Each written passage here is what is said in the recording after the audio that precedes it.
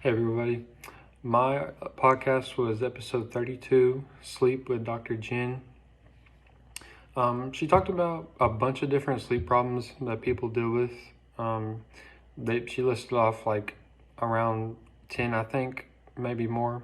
And it's really interesting because like a lot of people don't realize how many different sleeping problems that people actually deal with. Like, and just it makes a whole different perspective when you list off a bunch of different reasons why people struggle to sleep, and it's really eye-opening. Then she went on to talk about a bunch of different ways that parents deal with their child's sleeping problems. One key term she highlighted in the podcast was sleep hygiene. A strong sleep hygiene would be a good routine, good sleeping environment for the child, that leads to the child getting to sleep when they're supposed to, good night's sleep. A couple different things that they talked about were how, you have some, as a teacher, you have some students that, may have parents that are also part of the problem. They're not going to discipline their child. Maybe the child's on their phone way too late, or TV's on all night, and, like as a teacher, you got to find a way to deal with that, and it's kind of tough because what can you do at their home? They highlighted the nighttime routine, like I've talked about. Finding that good routine. Brush the teeth, take a shower before bed, turn the TV off, or set a timer. That's what my dad did and helped me out a lot. Now I don't even sleep with the TV on anymore. And as a child, I had to have it on. So,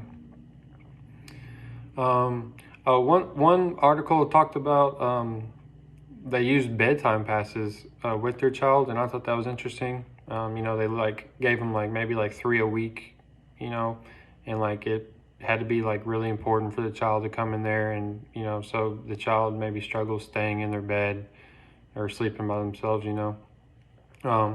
If they struggle with that, they talked about getting maybe, nighttime lamp or something, stuffed animal for the child, that's something they have with them to feel safe.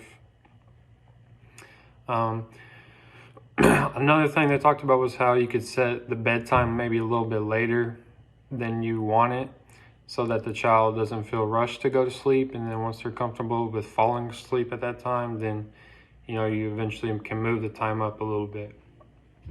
And so it'd be easier for the child to adapt. Sorry.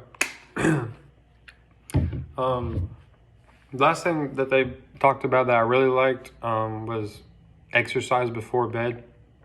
And this is from personal experience. If you go play basketball at the rec or go lift right late at night, you get home and you're wore out and you just sleep like a rock. So this one is great. And when I have kids, we're going to go exercise right before bed so they pass out and have a good night's sleep. So that's what I got from this podcast. Thank you.